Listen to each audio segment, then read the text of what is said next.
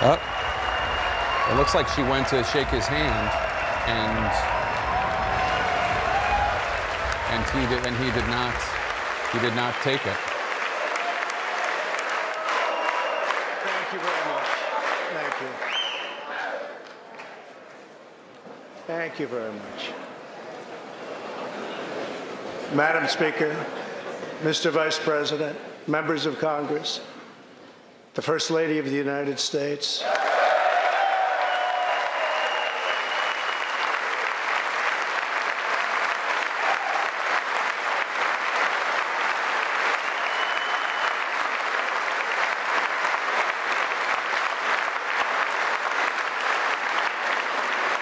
And my fellow citizens, 3 years ago, we launched the Great American Comeback.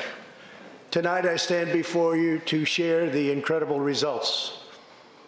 Jobs are booming, incomes are soaring, poverty is plummeting, crime is falling, confidence is surging, and our country is thriving and highly respected again.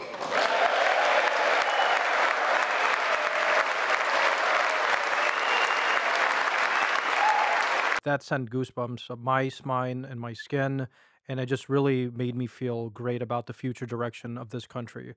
Because not only did I work on both Ben Carson's and Donald Trump's campaign, I almost foresaw this moment as early as 2015 when I was reaching out to Corey Lewandowski and other people on the campaign to join this presidential campaign when other people were mocking it. At the end of the day, having somebody with common sense who has tangible prescriptions for the nation's crime issue, societal issue, economic issue, and foreign policy issues is really what we need. We don't need to have 100 different advisors telling a president what to do or what he or she should not do. It confuses things, it slows down a process.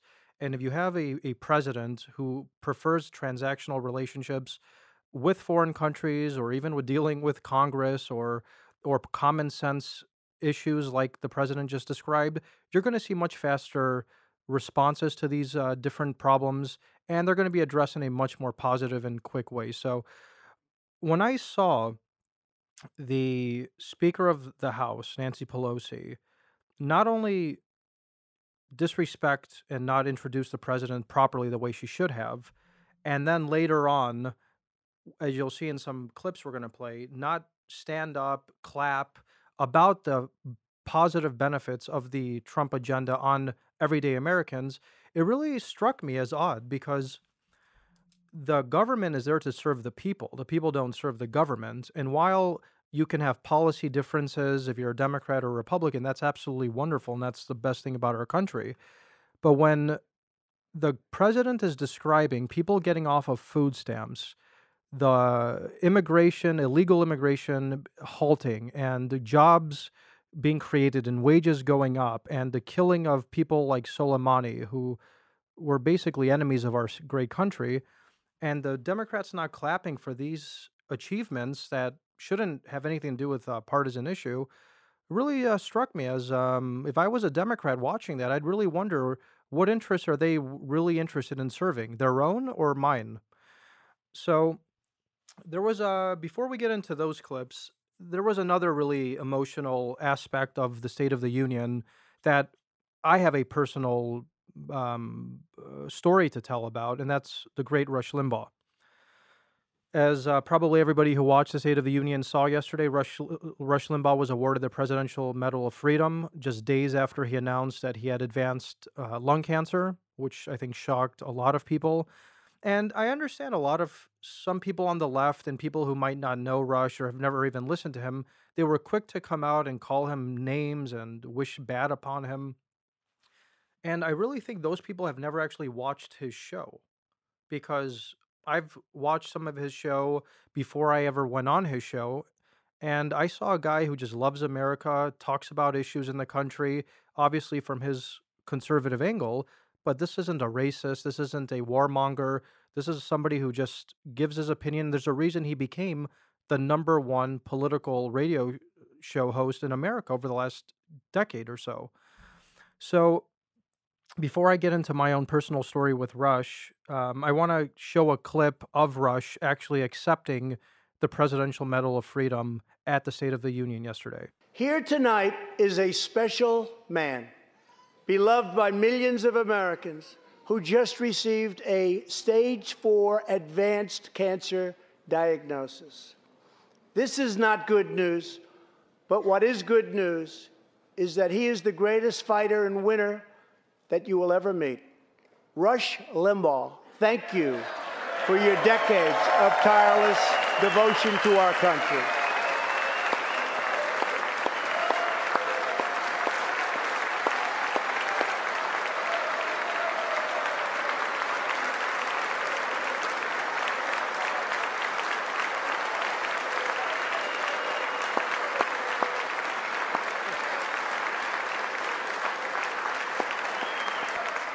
And Rush, in recognition of all that you have done for our nation, the millions of people a day that you speak to and that you inspire, and all of the incredible work that you have done for charity, I am proud to announce tonight that you will be receiving our country's highest civilian honor, the Presidential Medal of Freedom.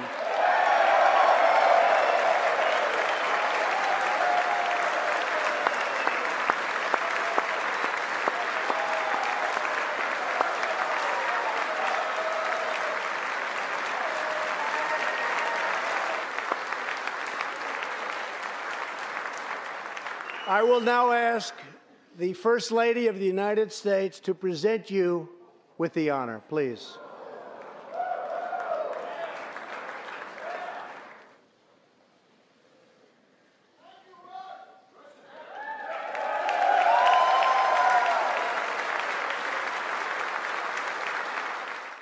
Rush has around 20 million viewers a week. He's a revolutionary in the radio industry. He started from a very small little room to achieving the status that he now has. This man epitomizes the American spirit, the fighting spirit, and patriotism. And I was really honored to see that the president chose him for the Presidential Medal of Freedom, because I don't think anybody had deserved it more than him, especially given the dire circumstances that Rush finds himself in currently. And I reached out to his team. I offered my thoughts and prayers. I think the country has done so, and millions around the country have done so as well. And I think if anybody could beat and defy the odds, it's Rush Limbaugh. I also have a personal story to share with Rush that probably many people don't know about, because so much of my story in my life has only been described and due to the Russia story, which obviously is only just scratches the surface of a lot of what we're going to be covering moving forward about my life, about the real story, and how it's going to impact the future of this great country. And I remember it was May of 2019, and this is a time when people were still a bit confused about who I was, my real story, how I fit into the greater picture, whether I was an ally of the president, whether I was working to undermine him. There was so much confusion. And my book had just come out in late March, so people slowly began to read my book. Just started doing a couple TV interviews, but I got a call from the producer of Rush Limbaugh. And I kind of fell back and I said, Rush Limbaugh, why would Rush Limbaugh be calling me? He doesn't even interview anybody. I think the only person he ever talks to is a president, or he plays golf with the president. He doesn't talk to, you know, the common person, or, you know, even an advisor to a campaign or a presidential team like I did. And they said, you have a story to tell. And I think there's no bigger place to tell it than on Rush's show. And I just couldn't have been happier at that moment. And I had the opportunity to have this incredibly long, in-depth interview with Rush on his show. And not only was it an interview about my true story, my background, my future aspirations, where I even discussed my political hopes on his show, he then proceeded to put that interview in his great Rush Limbaugh letter. in the June edition. The latest issue of the Limbaugh Letter is out. This is the issue of the Limbaugh Letter with the extensive interview with George Papadopoulos. Now, those of you who subscribe to the Limbaugh Letter can now receive it digitally. Just go get the App Store version of the Limbaugh Letter on your iPhone or your Android device, or you can get the hard copy. But the issue's that, and Papadopoulos loves it. He's out there promoting it himself. He's one of the first interviewees to actually tell people that his interview is ready, which I kind of like. So the title of the interview I had with Rush is "The Papadopoulos Interview is Out." It was on May 31st, 2019, and he even put a screenshot of my Twitter handle at GeorgePapa19, where I stated, "My extensive interview with the great Rush Limbaugh is just out now in the new Limbaugh Letter. Check it out." So I'm going to play a couple more clips from the State of the Union. Some of in my opinion, were some of the best moments because they really transcend politics, and I think they're really bipartisan issues that everybody should applaud in this country. And those topics primarily start with the killing of Soleimani. So let's hear what the president had to say about killing this terrorist. Every day, America's men and women in uniform demonstrate the infinite depth of love that dwells in the human heart. One of these American heroes was Army Staff Sergeant Christopher Hake. On his second deployment to Iraq in 2008, Sergeant Hake wrote a letter to his one-year-old son, Gage. "I will be with you again," he wrote to Gage. "I will teach you to ride your first bike, build your first sandbox, watch you play sports, and see you have kids also. I love you, son. Take care of your mother. I am always with you, Daddy." On Easter Sunday of 2008, Chris was out on patrol in Baghdad when his Bradley fighting vehicle was hit by a roadside bomb. That night, he made the ultimate sacrifice for our country.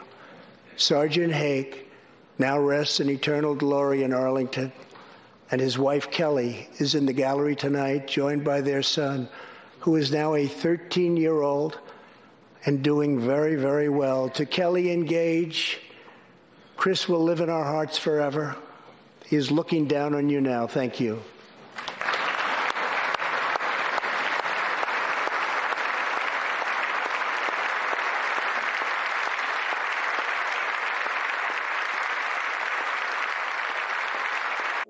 When you hear the president bring a personal story in a family as a guest of honor, whose father and husband, Army Staff Sergeant Christopher Hake, was actually killed by Soleimani, it really, personalizes how and brings this home for me, and I think for everybody watching this and listening to this program.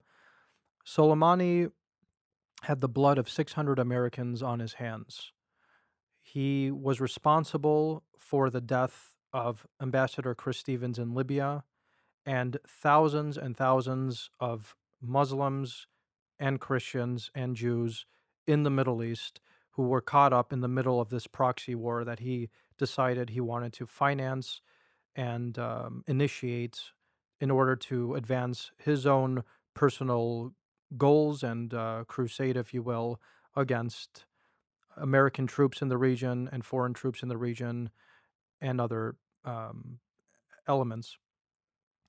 So when I saw this clip and I noticed that the Republicans stood up and were clapping because, of course, we were talking about an American hero who's now dead and rests eternally in Arlington Cemetery, and the Democrats weren't clapping for this young man, this 13-year-old kid, the widow, and this hero who died. I don't know what signal that really sends out to the American public. There's one group of people that I think deserves respect from everyone in this country, and that's the troops. The troops sacrifice not only their time and their lives to serve this country, but I've never served in the military. And others who have never served in the military should not ever judge what these people do unless you actually have been in their shoes before. So I'm a little shocked to see that this actually was not a bipartisan round of applause for this family and the strike that killed Soleimani. In fact, we talked about this on a couple episodes ago.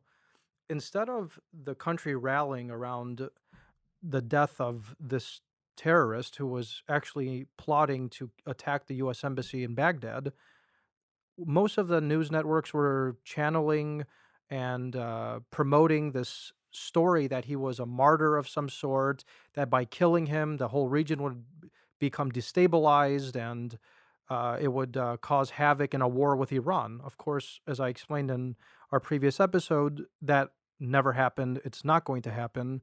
And it's a shame that the media didn't cover the benefits of taking out this guy more so than they should have. So I was very pleased to see that the president did bring this beautiful family as a guest of honor to highlight the importance that not only our troops are doing for the greater good and for our country, but also the real life consequences of allowing a terrorist like Soleimani to run amok in the Middle East.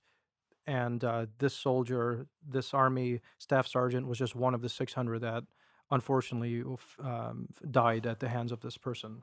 The next clip I wanted to play, and I'm purposely playing specific clips that are not partisan in nature, or at least in my opinion should not be partisan in nature, because when you're talking about the State of the Union, we are a union. We are not a union of Republicans. We are not a union of Democrats. We are not a union of independents. We are the United States of America.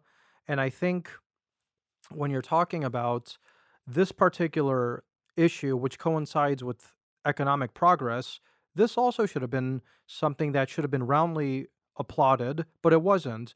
And that was the statement on food stamps and millions of Americans getting off of them. Let's hear what the president had to say about Americans getting uplifted out of poverty and not using food stamps as much as they used to. Wages are rising at the fastest pace in decades and growing for blue-collar workers who I promised to fight for.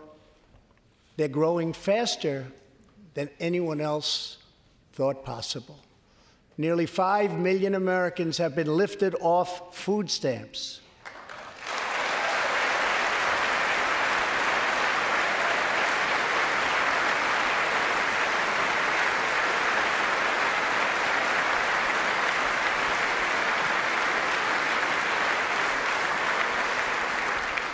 The U.S. economy is growing almost twice as fast today as when I took office. And we are considered far and away the hottest economy anywhere in the world. Not even close. The numbers don't lie, ladies and gentlemen. The numbers don't lie. And I ask a very simple question to everybody, and I ask it to myself. Are you better off today than you were 4 years ago? And in my case, well, I'm much better off than I was just 1 year ago, but definitely 4 years ago for sure. And it really has to do with policies that are working and common sense policies and this more transactional approach that the president has taken to both business and foreign relations and immigration and societal issues. The president doesn't have to sit back and take advice from lobbyists who are paid by various industries to promote one agenda or the other. He doesn't have to sit back and take advice from think tanks like I used to work for, because I think he has a good gut instinct on what it's going to take to make this country great again. Those numbers were incredible.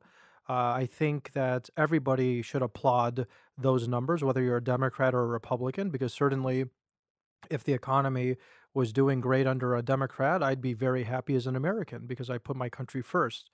I don't put my party first.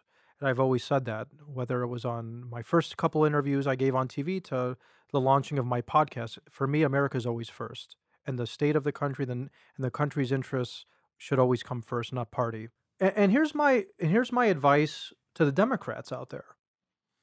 Don't if a Democrat wants a chance in hell of winning this election, which in my opinion it's not going to happen. But if I was advising a Democrat presidential candidate, I would focus on getting to the middle as a Democrat, a more centrist approach, because as of right now, the Democratic Party has gone far too left. And I think the way the economy is going and the way it's advanced, I think too many people are afraid to experiment with their 401ks and the economy and the trade relations and the trade deals that have been negotiated under this administration to really take a chance with a candidate who espouses socialism, communism, or Medicare for all, or open borders, or raising taxes, because we went through a horrible recession not too long ago, almost a global depression in 2008, and that's still in people's memories, certainly in my memory,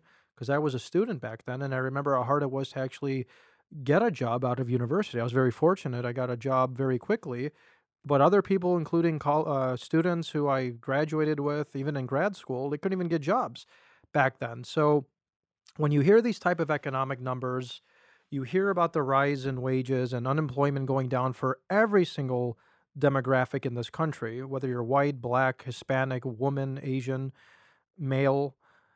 That's something that I predict a Democrat can't run against. But what they can run on, if they wanted to, but I don't think they're smart enough to do it, is to take a more centrist approach and to explain how their policies will manage this economy and how they will manage and improve this robust, growing economy with their own twerks and kinks to their policy positions. I don't think they can, because I just don't think that socialism works in this country. It might work in other countries. It certainly failed in my family's country, Greece, and they're still feeling the effect of what happened over there to this day, 11 or 12 years later, from their own debt crisis.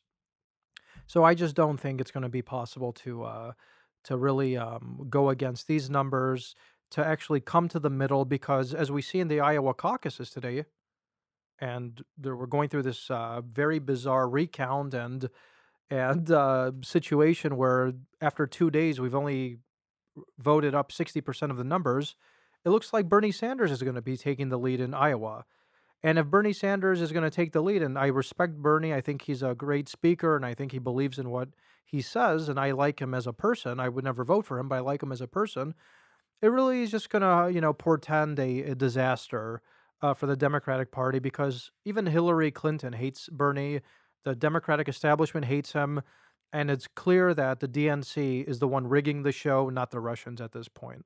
And I got one more clip, guys, that I have to play that I really think is going to foreshadow this entrenched battle and interminable conflict that we're going to have as a nation between the Dems and the Republicans moving forward. If you think that they were going to stop after the Mueller fiasco, after the impeachment hoax collapsed, I want to play this clip from Pelosi, and I'm going to have my immediate reaction to what I think is going to happen moving forward from this. The best is yet to come. Thank you. God bless you. And God bless America. Thank you very much.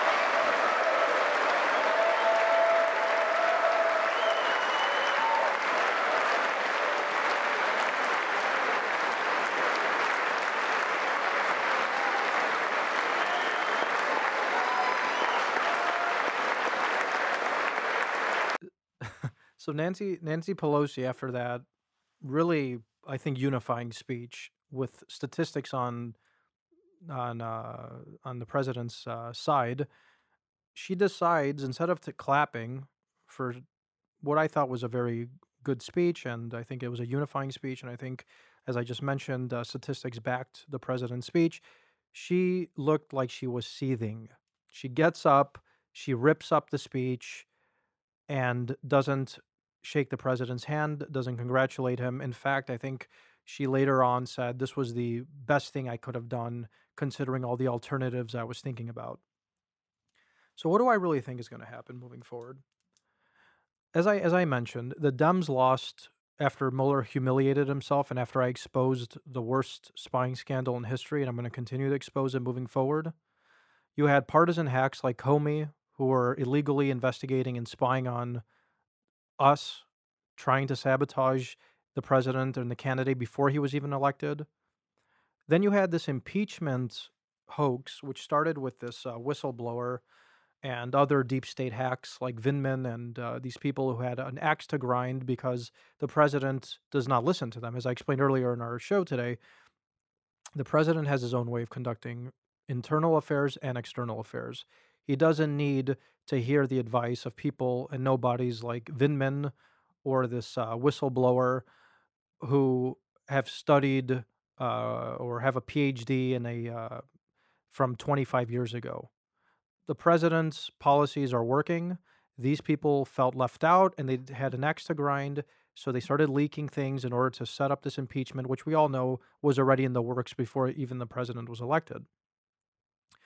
It also looked very scripted. Pelosi obviously got up and when she ripped up the speech, it looked very scripted. It's as if one of her talking heads told her, go up there, act tough, because this is what you have to do moving forward. We're going to take the fight to the president.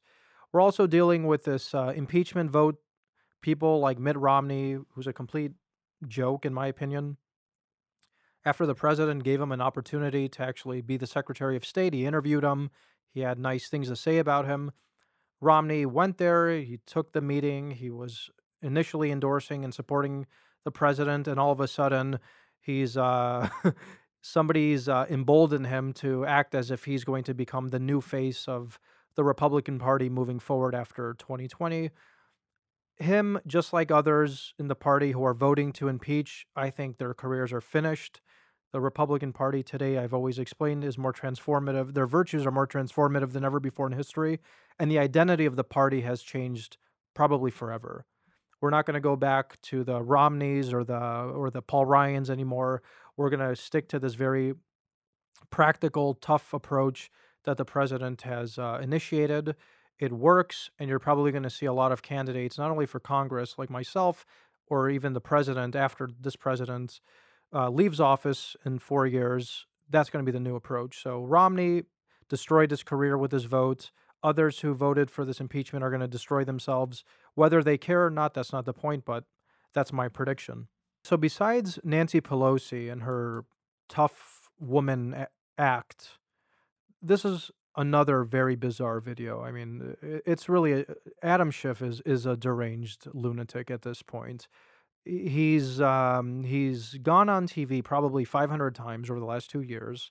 He's lied to the American public numerous times about Russia collusion that he knew never existed. And now he's even made these bizarre comments that if the president is not impeached and removed from office, that he will sell Alaska to Russia and that Jared Kushner will then become the president. I mean, I can't even make this kind of stuff up, guys. I mean, where he's getting this, he's another person who's coming increasingly unhinged. He sees his political hopes evaporating before his own eyes, and just another partisan hack who puts his own party ahead of the country. I mean, I have to play this clip. I mean, this really epitomizes who Schiff is today. But this has become the president's defense. And yet, this defense proved indefensible. If abuse of power is not impeachable, even though it is clear the founders considered it the highest of all high crimes and misdemeanors, but if it were not impeachable, then a whole range of utterly unacceptable conduct in a president would now be beyond reach. Trump could offer Alaska to the Russians in exchange for support in the next election, or decide to move to Mar-a-Lago permanently and let Jared Kushner run the country, delegating to him the decision whether to go to war. Because those things are not necessarily criminal, this argument would allow that he could not be impeached for such abuses of power. Of course, this would be absurd. More than absurd, it would be dangerous. And so Mr. Dershowitz tried to embellish his legal creation and distinguish among those abuses of power which would be impeachable from those which wouldn't. Abuses of power that would help the president get reelected were permissible and therefore unimpeachable, and only those for pecuniary gain were beyond the pale.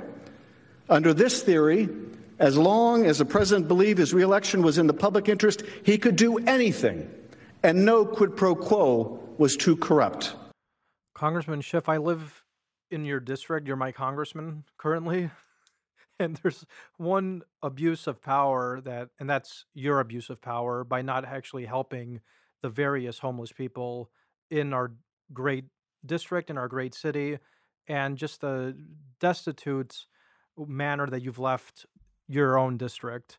So instead of going out on MSNBC and CNN and pounding your chest about nonsense the way you are, about a case that doesn't exist, about an abuse of power case that does not exist, of course, and propagating conspiracy theories, go focus on your constituents. You have no chance in hell of ever becoming president of this country. You have no credibility anymore. Go do the right thing. Focus on your constituents, on the district, and stop doing what you're doing because it's becoming pathetic at this point. And not only this, he's actually lying on the floor of the Senate about Alan Dershowitz. Alan Dershowitz himself responded saying that he never said anything about the president having unlimited power to do as he pleases if he thinks it's in the country's national interest. So he's lying. He's taking things out of context. People have had to respond. And somebody like Dershowitz, I'm happy he did go out and set the record straight because Adam Schiff has been lying to the American public for far too long. So for the good-meaning and good Republicans like Ted Cruz, who basically say once impeachment's over, the Dems will relax and that we'll get back to governing and look to extend their hand to the president and to the administration to pass bipartisan laws. I have something to show you that I really think foreshadows that this fight is not going to stop. And in fact, the derangement syndrome is going to get even worse. Let's hear what another one of these nutcases about Russia collusion who's probably made a lot of money lying to the American public, writing these nonsensical books. He tweets me all the time. He attacks me on Twitter, and that's Malcolm Nance. Let's hear what our little Malcolm Nance had to say about this. Evan McMullin tweeted that the party that he used to be a member of, the Republican Party, is willing to do anything to keep power because they know demographically they're losing out, that they're not going to be able to maintain sort of white Christian America, and so they're willing to even subvert the Constitution in order to control power. Do you believe, as John Meacham said on our air, that because of that they have now essentially made Donald Trump into a king? Yes. There's absolutely. We are at the point, and I wrote a whole book about it, my last book, where we are at the point where we are not living in a constitutional republic anymore. As you know, a republic is a democracy in which the rights of the minority party are defended.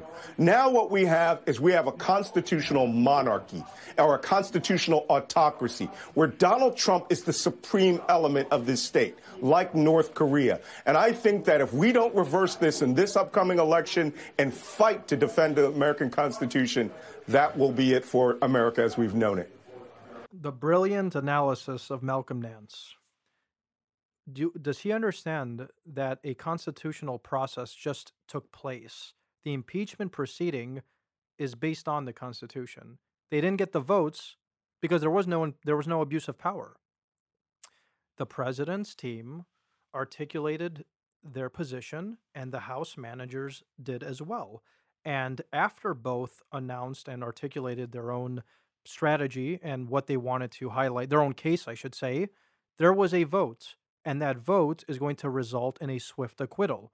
So where the president goes from going through the constitutional process of an impeachment proceeding to then becoming a king just because he was not impeached and convicted is absurd. And you're going to constantly hear this type of nonsense because they put these talking heads on TV, they give them credibility, and then you just believe it because people are busy with their lives. They don't have time to actually look at the facts. And then people are thinking, oh my goodness, because the president was not impeached, that means he did something wrong. No, he presented his case. The managers presented their case. He's going to be acquitted. And moving forward, he's going to be on offense. And by offense, that's going to take shape in many different forms. We're going to get into that in our next episode.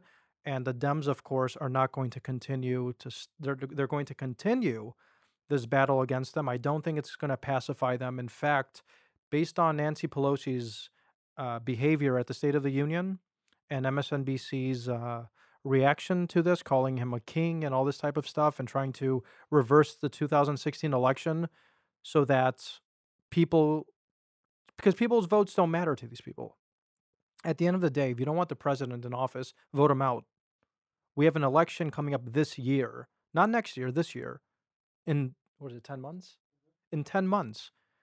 You don't want him in there, go out there, rally your base, articulate your policies to the American public you get all the coverage on all the media channels, because the mainstream media surely likes to give airtime to people like Adam Schiff and others, and sell it to the American public. I've always said that the Mueller probe, the Comey FBI investigating, and now this impeachment hoax was all in order to cover up the real spying against us in 2016. That's what this is all about, but people just don't understand that because there's just too much going on. People have busy lives. There are too many elements involved here. And that's exactly why I launched this podcast. I wrote my book, and just in order to really lay it all out step by step to showcase why the Dems are really trying to cover up what's happening. And what I think is going on here, when you have people like Malcolm Nance and Adam Schiff going on TV saying he's a king, he's a dictator, it's because they want to set the framework that when Durham and Attorney General Barr start indicting the deep state and they start indicting people at the CIA and probably the FBI, you know what the narrative is going to be in the mainstream media? Oh my goodness, it's a dictator rounding up political opponents. We can't have this. Look what's happening to America. They're setting the stage for that. This is all this is about. The Durham investigation, by the way, and the Horowitz investigation, those started years ago. When I testified in front of Congress in October of 2018, that's when the Durham probe launched back then. Of course, it's not getting the coverage that it should, but as from back then, the Dems knew that this was coming. The day of reckoning was coming, and we have to prevent it from ever coming out to the public. And what way to prevent it from coming out to the public? You impeach the guy, remove him from office, or you set this narrative that he's a king and a dictator that's rounding up political opponents. It's not going to work. The evidence is damning. And moving forward in our show, we're going to get into the real details of some of these spies that were targeting myself, the campaign, through the transition team, and even during the presidency. Natasha Bertrand, who I think is doing some good work, she covered one of these spies who was targeting me, Terrence Dudley. We also talked about him on a previous episode. And that's from an MSNBC correspondent. So the drums are getting louder. You're not going to be able to stop what's coming out. And even the mainstream media is going to have to be forced to cover the spying scandal moving forward. Now that impeachment fell apart, Mueller humiliated himself, and you're not going to be able to talk about the president being a king or a dictator unless you're on a conspiracy TV channel, because the Constitution does not support that allegation. Thanks so much, everybody, for tuning in to episode 6 today. We covered a lot of material. Make sure you listen to it twice, because a lot of the info that we talked about today is really going to be very pertinent and important moving forward as we expose the spy scandal. Impeachment is already yesterday's news. The Dems really don't have any defense anymore for their behavior, and we're going on offense. Our podcast hit number 12 on news recently. We need to continue to grow this baby. This has to be the go-to podcast during this election cycle. I'm the man who lived the spy scandal. I know the true story, and I understand where the Durham probe is going, what routes it's going to take, and who's likely going to be indicted, and what the impact on the election is going to be, and on the country first and foremost. Make sure you subscribe wherever you listen or watch your podcast. You can do it on the Himalaya app, Apple, wherever you do it. Please subscribe. We also have a premium subscription offer for $4.99 that you're going to be able to get all the behind-the-scenes Casual Friday shows that we're going to be hosting weekly. A lot of Q&A, ask me anything you want. A lot of people have so many questions that obviously you can't ask on just Twitter or any other platform, so you'll be able to do it on our podcast. So I would really appreciate that. Thank you so much, and looking forward to talking to you next week.